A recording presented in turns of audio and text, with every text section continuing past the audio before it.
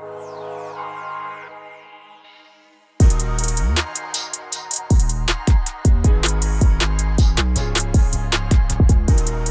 are you drinking, Jordan? Little lemonade. Not full calorie. You kidding me? Why would I waste calories on that? It's 10 calories per 8 fluid ounce. Do you know what I drank the other day? For the first time in legitimately probably a decade. Orange juice? Nope. I've had orange juice. Apple juice? Nope. I was on an airplane and I was just feeling kind of degenerate and I saw it and I was like, Bloody Mary? nope. It's just like, I'm going to get that. Ginger ale? Nope. Cranberry juice? Nope. Is it a juice? Nope. Is it an alcoholic drink? Nope. Is it a soda? Yep. Dr. Pepper? Nope. Coke? A Coca-Cola. A regular Coca-Cola. Man. A regular, well, you know, a plain pour. So probably about 4 ounces of regular Coca-Cola. But boy, was that delicious. Yeah. Regular Coca-Cola is phenomenal. And it's not even like it's the high fructose corn syrup. It's not even the OG Coca-Cola, you know, in the little bottles that actually are sweetened with sugar. It's the regular Coca-Cola. But man, really good. I understand how people can get like quote unquote addicted to the point where they're having 48, 60, 72 ounces of regular soda a day. Dude. Yeah, I haven't had regular Coca-Cola in a long time. Yeah. So yeah, man. All right. What did we say we're gonna lead off with? How do we improve global health? If we've got basically everybody has more knowledge than they've ever had, right? Mm-hmm. Everybody knows strength training. Everyone knows exercise. Everyone knows they need to be eating well. Like the level of knowledge for the average person is better than it's ever been in regard to how to live a healthy life. But obesity rates are higher than they've ever been. Global health is arguably the worst it's ever been. What do we do? How do we improve it? I'm asking you. I know, and I'm telling you I'm looking for answers. If either of us knew, I think we would be helping. I think we would be doing more than we are to implement those solutions. If you were working for the World Health Organization, mm-hmm. and you were tasked with the job of leading a program that is designed to improve global health, what would your first step be? Not smart enough, but I'm just going to start throwing out random things that are bouncing around in my brain. So I'm very pro freedom. I'm very like yeah, one of your favorite movies is Braveheart. Freedom. I'm not like that sounded almost like mocking. And I'd actually like you to for your punishment, I'd like you to sit and watch that movie. Dude, I've watched that movie. I really enjoy it. It was not mocking. It was admiration. I think that the battle of the lone individual, I can't, you said world health. I can't address the whole world. I can barely like wrap my head around in America, what steps could we take to make things better? Let's just talk about America then. Like my first step, if I didn't care, my first step goes against what I believe and goes against my principles. But if I was like the dictator and I ruled with an iron fist, I would have more regulation. And I don't think like I don't think like this in any political issue, but with this, I really think I'd have more regulation around all of the shit because I think that most people just aren't going to win the battle against hyper-palatable. Mm-hmm. The types of jobs that we have, the access to technology that we have, the addictiveness of For You pages and vertical video across the internet, the addictiveness of porn, the addictiveness of drugs all over the place, the addictiveness of sloth. Like, I don't think that 330 million lone individuals or wherever we're at population-wise are going to win this one versus many battle against the teams of scientists making Oreos better and better every single year. Yep. I don't think that we win that battle. So in this fictitious world, I would try and make a lot of the shit not available. And IIFYM, Mike's macros, like you can have it if you try it. What I'm saying right now goes against a lot of what I believe on an individual level, because I don't know if it's willpower. I don't know if it's IQ. I don't know if it's like a time management / energy management / lifestyle issue, but clearly, basically nobody wants to be morbidly obese. Correct. But Correct. many people are. And like you said, we are at peak knowledge. This is how we finished the last episode. We are at peak knowledge. So it's not a knowledge issue. Like obviously more people could be more educated, which would help, but fundamentally it's not like people don't know what to do. It's not like if you told everyone like increase your protein, reduce your calories, and like take more steps and strength train 45 minutes 3 days a week, like it. Oh, and then that knowledge, and then all of a sudden it's like life becomes easy and they can walk around at a healthy weight and maintain that weight. It's not a knowledge problem. It's something else. And if I'm the dictator ruling with an iron fist, I'm going to be like, I can't believe I'm even saying this, but I'm going to be like, no McDonald's. Like there's no reason for McDonald's. Like I'm just going to get rid of so much shit. And I like that shit, but I can track that shit and fit it into my day and have it once every 3 weeks and be reasonable. And clearly many people can't. And so this is fundamentally communist, but I would trust myself as this like all-knowing person to be like, I know what's best for you, and I'm going to take this stuff away, which goes against everything I believe in. But if you were asking me to solve the problem, that's how I would solve the problem, because people ain't going to get fat on sweet potatoes and chicken breasts and eggs and asparagus and strawberries and mango and watermelon and every one ingredient food on earth. People aren't going to, like, they're just not. Dude, I love that.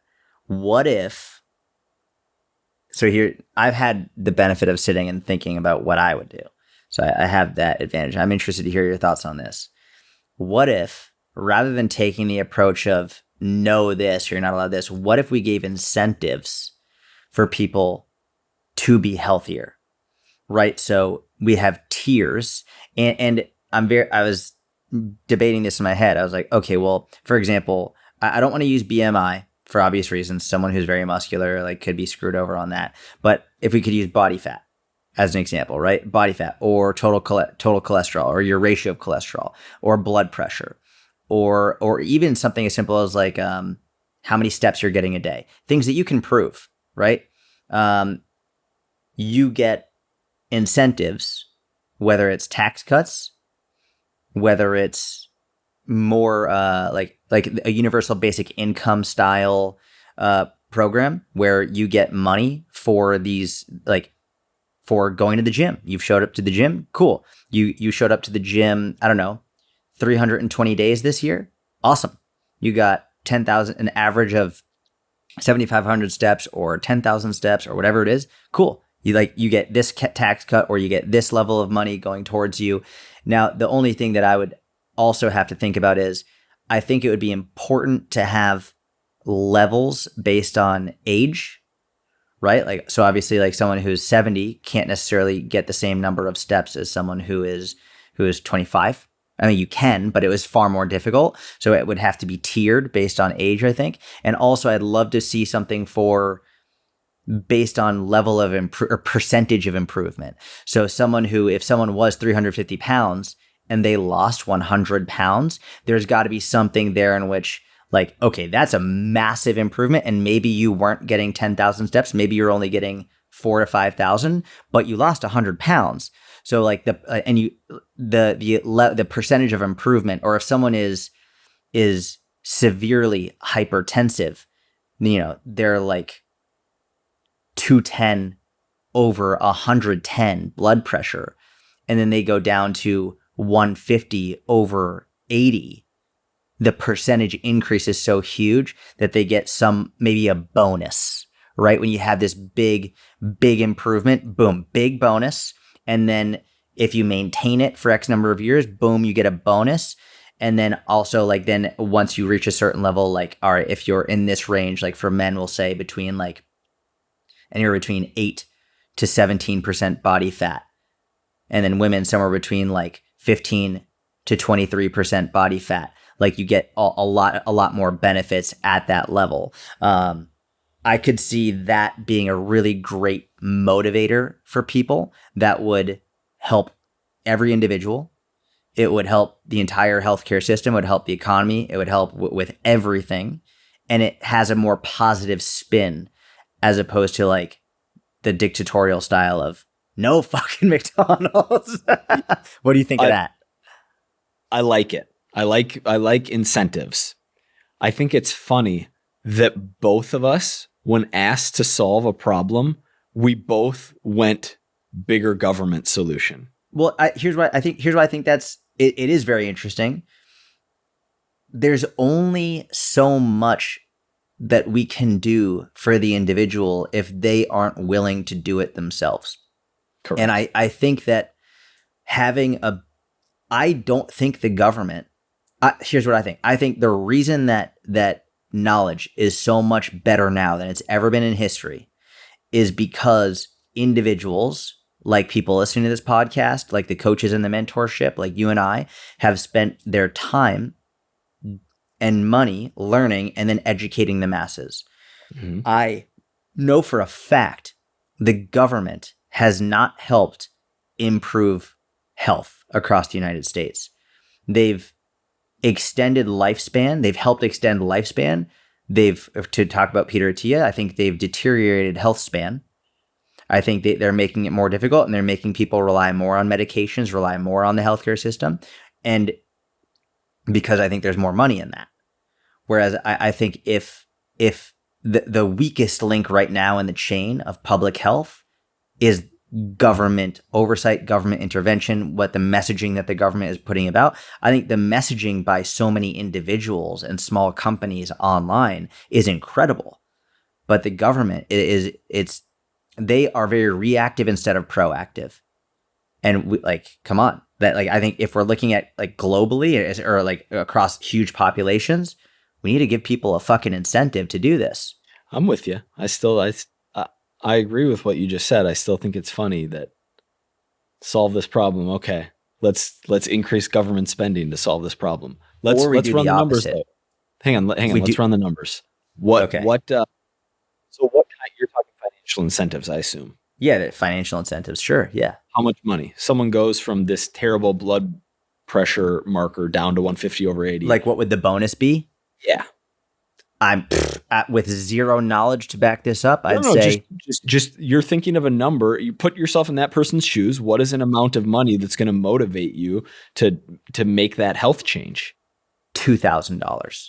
Okay, and so are we thinking that $2,000 will be the average bonus per year earned by each citizen?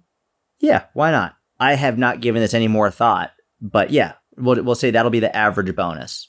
Okay, so 332 million times $2,000 is 1, 2, 3, 664 billion. That's actually not that crazy. Is that right? 1, 2, not that crazy at all. 664 billion's pennies compared to what we've printed in the last 5 years. Right? Is $2,000 enough to incentivize someone? I think it's enough to incentivize a lot of people. I think it's enough to incentivize a lot of people. And that's just one bonus. So what if we have a bonus for steps, which would be a little bit more difficult to track, but we have a bonus for, there's so many other bonus availabilities. And for every tier that you reach, you get potentially more tax cuts rather than you get this check, but cool, you get this tax cut, right? So you don't have to pay as much, which is essentially as a raise. Yeah, it's for the government, it's the same though. like then it's less coming in. Correct. Yeah, it's same From net like issue. a balanced budget perspective. Yeah. Yeah. The other thing we need to consider is, with all due respect, private industry does things much more effective and efficient. Most things much more effective and efficient than the federal government. And for this 332 million person program where we're going to have to like monitor incentives and measure like progress and give payouts, we're talking hundreds of thousands of employees. Think how many jobs this will create across the country. I know, but so it's not actually 664 billion because that's just in payouts. It would be like a whole apparatus. But yeah, it creates jobs. Creates interesting tons of jobs. Dude, I think that's it, bro. One ingredient foods. Here's the problem. We all know what a double quarter pounder with bacon and cheese tastes like. We all know what an Oreo is. If we never knew, then it wouldn't be a problem. The fact, like if we could, Men in Black mind erase and then all I don't want to use the word processed foods, but like all multi-ingredient foods, all like shit, we'll just call it, is gone. Mm-hmm. I think that would work. It's a little more fictitious. Yours was more realistic. Yeah. I was gonna say, like, I feel like that would be more difficult to actually implement. They'd both be very difficult, but I feel like just the mass elimination of processed food. It's gone. Yeah.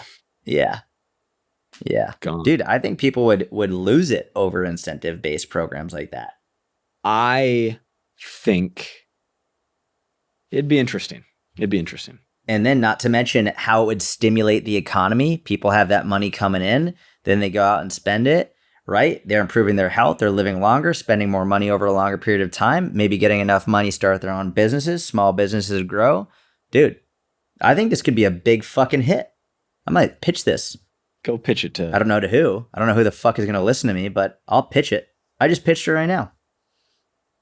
We got to get RFK Jr. on the podcast. What else is going on the streets? On the mean streets of the gram. What do we got going on? Dude, I don't know, man. I don't spend that much time looking at what else is going on. I know, but you have your finger on the pulse. I'm really trying. Dude, I've gotten the itch to get back into stand-up comedy. Really? Yeah, I've gotten a big itch to get back into doing stand-up. I've been watching a lot of it. Mm-hmm. And it's just, dude, the skill of some of these comedians is just mind-blowing. They make it look so effortless, but it's not. Like they work so hard on this. I was thinking about signing up for like a course to like learn about the process of creating a joke. Right? It's a whole system, a whole process. I'm thinking about doing that. That'd be really cool. You've done some stand-up, right? Yeah, I've done it somewhere between 3 to 5 times. I did a couple times in the States, a couple times in Israel, and I loved it. I had a blast. Yeah, I've been watching a lot of Tom Segura, a lot of Nate Bargatze, a lot of Sebastian Maniscalco. I mean, Robin Williams, Rodney Dangerfield, some classics. But yeah, it's just, dude, Robin Williams did a stand-up for 3 hours straight. That's insane. 3 hours. Like, I have trouble figuring out what I'm going to talk about for 2 minutes. This guy, 3 hours straight. Unbelievable. Yeah, but you're an E. You could do it. I could definitely do it, but I would love to know the system that they use to remember. Because memorization for 3 hours is like, I'm not going to say it's impossible, but there has to be some level of something that they use to remind themselves, or some systems that they use to all right, well, what goes next? What goes next? What goes next? But yeah, it's really incredible to me. Some of these, like even a 60-minute stand-up is pretty wild. Keep us updated. If I personally would like to see you perform some stand-up, so get that course, do some joke writing, and let's hit an open mic night. My favorite type of joke or type of show is when a comic they'll make a joke at the very beginning, and then throughout the entire process of the show, at the very end, they end with something that like just makes the whole thing come in a circle. And I forget what it's called. I don't think it's called a circular joke. I forget what it's called, but what's the first example of it that comes to your mind? Don't lie. I'm trying to think. There's a great one. This wasn't from the start of the show to the finish to the end of the show, but Tom Segura has a classic one. Have you seen Tom Segura? I know who he is. He has a classic one where he starts off. So he's already halfway through the show, and he's now beginning a new joke. And the beginning of the joke, he yells bikes. He screams bikes into the phone, and like no one knows what he's doing. And he's talking. He's like, yeah, sometimes I just yell random things, whatever. He's like, I don't have Tourette's, but sometimes I wish I did. Like, he's just going off. And then he tells the story of where this comes from, why he just randomly yells bikes. And you could watch it on YouTube. It's like a 5-minute clip if you search Tom Segura bikes. But he basically tells this whole story about, there used to be this show. I forget what the name he said was, but they would take troubled youth who were acting out and not like doing spitballs in class or teasing people, youth that like young kids who were like stabbing people, and they were like going to go to prison for the rest of their life. And there was a program where they would take these kids to prison to interact with the inmates to try and scare them out of doing stupid stuff. Mm-hmm. And he tells the stories of like these sixth graders, 12-year-olds, meeting all these different people and all the different inmates who killed people and killed like 6 people, were serving multiple life sentences, all this stuff. And I don't want to ruin the joke, but this is the setup for it. And then it comes back around, and it was very well done. So that was the first one that comes to mind, but it's actually not even the true version of what I said. I love it, bro. I got a couple emails I'm going to read here. The first one, we may or may not leave this in. I'm only... Okay. All right. Someone reached out. Sock reached out. I'm not going to say the last name for privacy. First name Sock. Hey, my name is Sock. I found out your profile, and I'm really interested in what you offer. By the way, I'm a high-ticket closer. I can help you. I can help you close more deals for your high-ticket coaching program. I have over 4 years of experience in sales, marketing, and persuasion. Very hardworking, and will contribute to the growth of the company and close more deals for you. If you're looking to hire a remote high-ticket closer, then would you mind jumping on a Zoom call with me? I'm a high-ticket closer, and I can help you close more deals.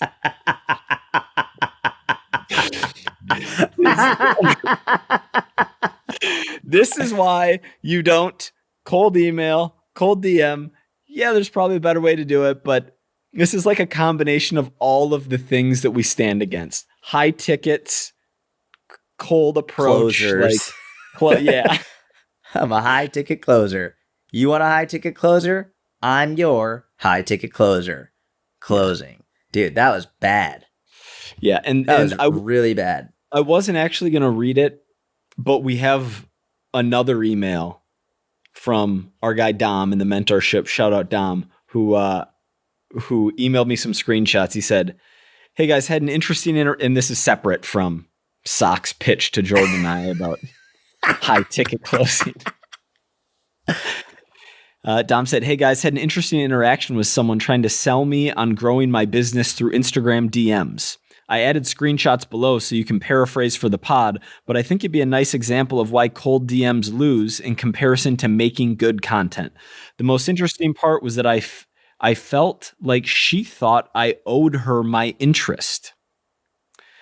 So she said, "Hey, Dominic X," with like, multiple, like, when you put multiple E's or multiple Y's on a hey, it's kind of like a slutty hey.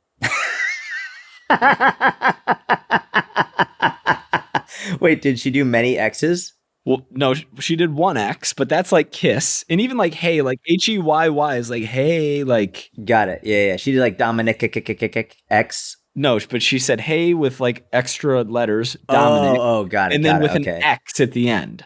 Okay. Yeah. So I Yeah. already That's like don't like flirty. it. That's flirty. Yeah. Are you Jordan, you're so dialed into 2023. I called it slutty, and now people are pissed. And Jordan's like, it's flirty, Mike. It's flirty. Get with the times. You can't say slutty. Are you fully online, or do you do face-to-face too? So I hate this open. This happened to me on email recently, somewhat similar, where the question this person is asking is making it seem like they're a potential client. It's a bait and switch. It's a bait and switch. Hey, Danny, I do both in person and online. Okay, amazing. I actually wanted to reach out as I work for a company that helps PTs who are looking to grow their businesses. Our founders were the guys that built something none of us have ever heard of, which is pretty cool. We're looking to speak to PTs who are open to learning new ways to grow. Does that sound like something you'd be interested in? Smiley face X. So another like kiss. I don't know. That's what X is, right? Kiss? XO, hugs and kisses? Yeah. Dom says, no, sorry. Which I love. It's a great response. Okay, no worries. Just for my feedback, is there any reason in particular why? X. I don't know you or anything about you. I also don't think you know anything about me, my goals or obstacles, so it's hard to believe that you'd be able to help me. Not to say that you can't help me, but this interaction just feels transactional. Great response. Dom's a beast. Yeah. Dude, Dom is a beast. I love this. For sure. And you're right. I don't know if we'd be able to help you or not. Yet. It's super tricky to articulate what we do in a message, so usually I jump on calls with coaches to really understand their businesses and then explain what we do if we might be able to help them. X. But on the flip side, you have no idea what we do to say you aren't interested yet. Eyes, laughy face. And then Dom wrote a long response to her, but it's just like it's just not his point, which is so spot on, is like make content, provide value, educate people, entertain people, have people come to you, and then offer what you offer. It's going to be much easier to quote unquote convert. It's also going to feel better. It's going to require less time. It's going to be like more fulfilling in the process. You're going to be burdening fewer people. It's just, yeah. I thought that was a fun example. Yeah, dude, 100%. Listen, I the thing with cold DMing, if you really want to try it, it's fine. But I could not recommend more. If you're going to cold DM someone that you know. Cold DM someone that you have a history with, whether they were a childhood friend or a roommate or a colleague, and don't expect to make a sale. I would cold DM someone to see how they're doing. Hey, how are you? I don't even think of that as a cold DM. Yeah, it's just like a checkup. And let's say, hey, how's it going? Oh, it's so great to hear from you. What are you doing? Blah, blah, blah. If they don't ask what you do or anything about you, you do not say, hey, by the way, I'm coaching now. Do you want to work? That's not, it's purely to catch up. And the number of times that went earlier in my career, when I would just reach out to someone, I say, hey, haven't heard from you in a while. I hope everything's going well. The number of times that people would reach back out and say, oh my God, so great to hear from you, blah, blah, blah. Wow, like I see that you're coaching people. I've actually been looking for a personal trainer. Do you think you could help? Dude, that happened.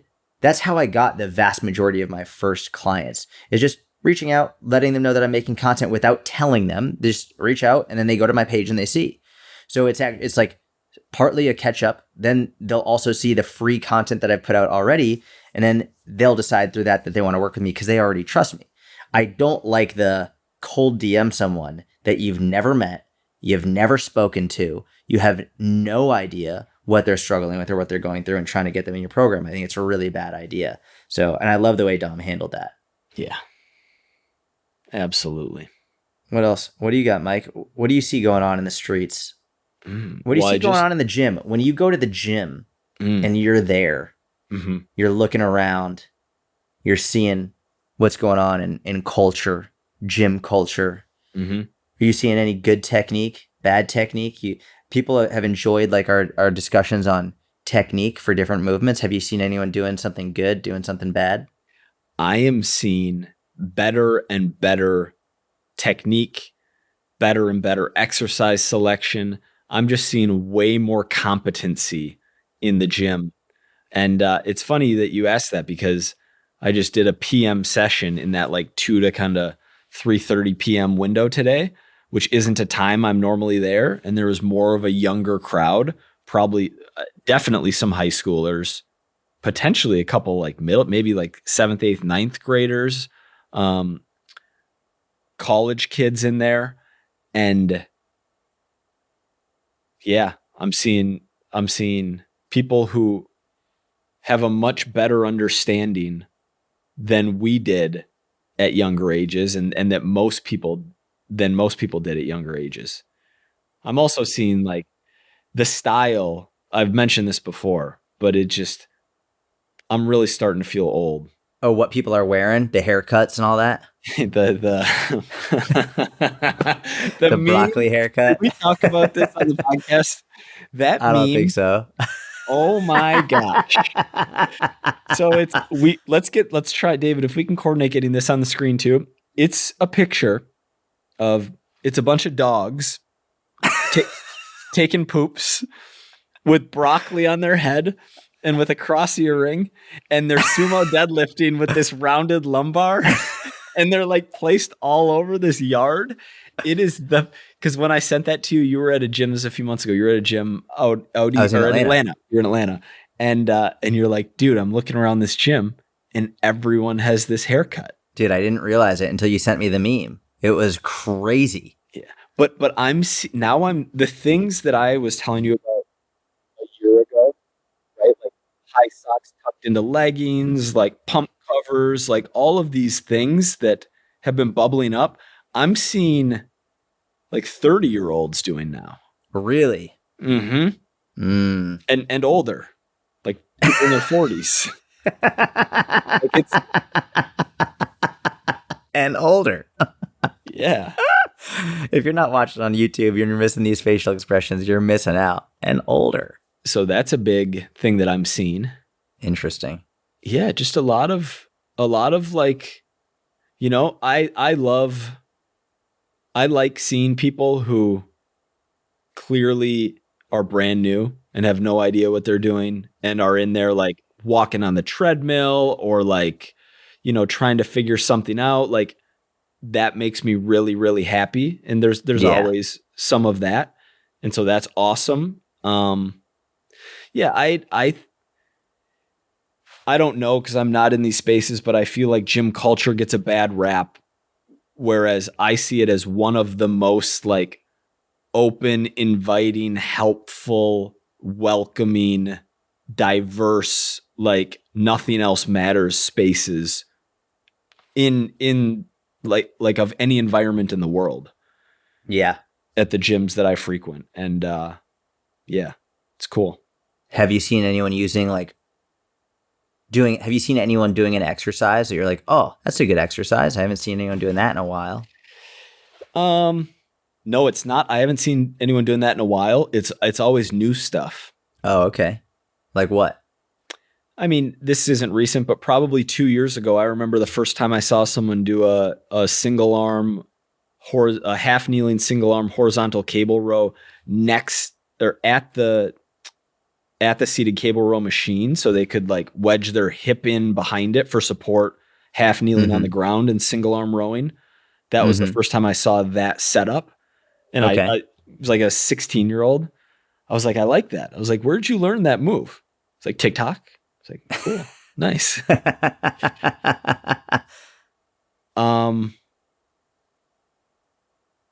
Seeing people take sets close to failure. Saw probably a high school girl taking a seated shoulder press to like bait like a grindy last rep.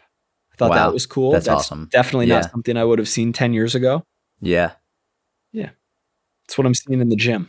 That's you got some good things going on in your gyms. I like that. Yeah, it definitely speaks very highly to the level of knowledge that the average gym goer now has. Because I remember when I was younger, just like seeing someone deadlift used to be rare. Dude, I'll never forget this.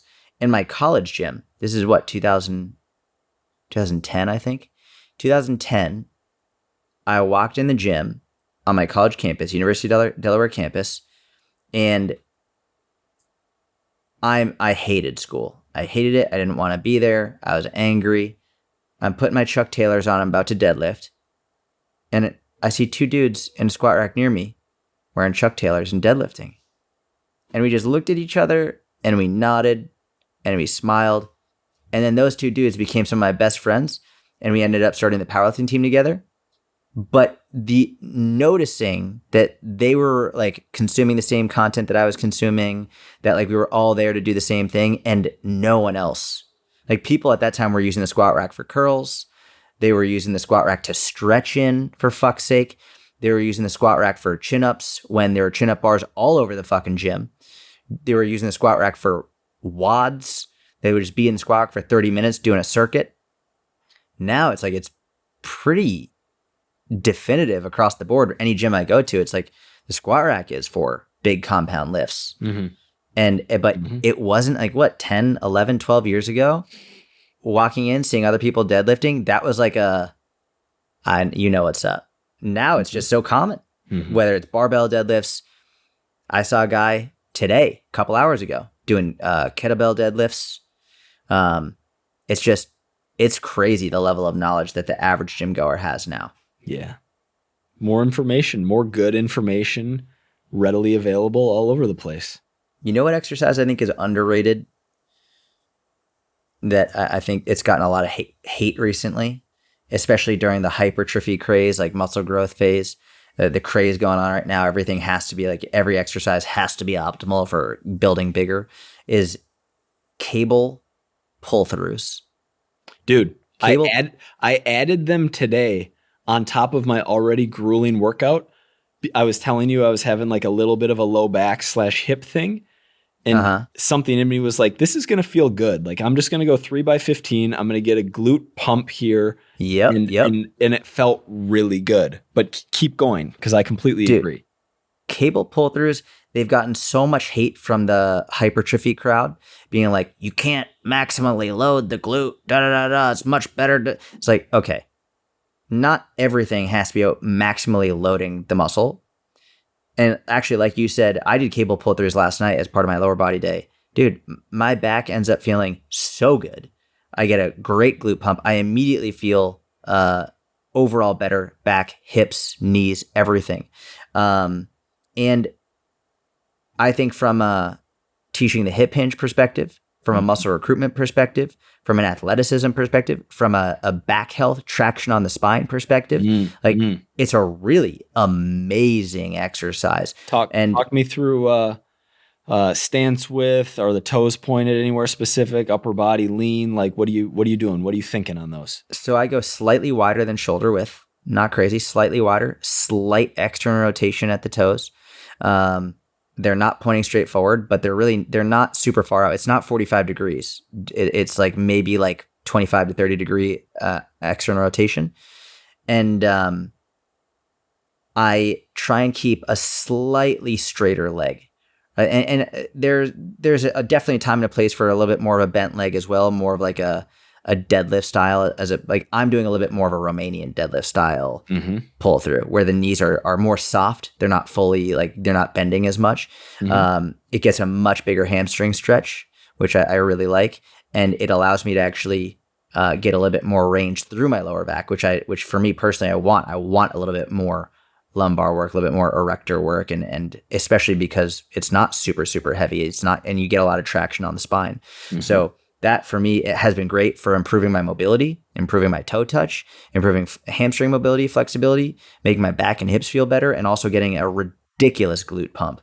So yeah, I think cable pull-throughs are severely underrated at this point in time. I agree. I'm a fan. Maybe we'll title this episode "The Most Underrated Lower Body Exercise." That would be a play. It's one of them. Listen, Mike, I'm a high ticket closer. We got a high ticket close this episode. Are we high ticket closing this episode? No, we're just going to close it. We're not high ticket closing it. Just closing it. Oh, but do we have to close? No, you can keep going if you want. I have one more observation about the gym that I wanted to bring up previously. Okay. And like a couple weeks ago, and I forgot. Commercial gyms at certain times in this day and age. I'm not telling anyone what to do. I'm not. I know where this is going. I'm not telling you what to wear. I'm not.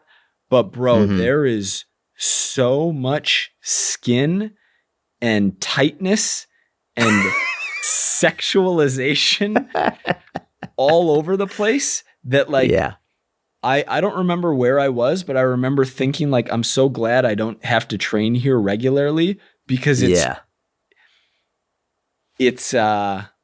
too much. Distracting. It's distracting. Well, it is, and it's not. Like, I almost like it as like a test of moral. Like, oh, yeah, okay. I'm not gonna look. I'm not looking. I'm going to the opposite side of the gym, and I'm doing but like, it makes me grateful for the crew at my smaller gym that I most regularly frequent. But yeah, man, the attire is really going places, huh? It's distracting. And again, like, wear whatever you want. My thing is, the only time I get upset is when someone is wearing something that's very distracting, right? It's like there's a lot of skin being shown, and then they get mad that people are looking. It's like, listen, if someone walked in here, if I walked in the gym only wearing a thong, you'd look because there's a lot of skin showing. I wouldn't look. Right? Just you would definitely look. You'd be like, holy shit. Then you'd quickly turn away and be like, what is going on?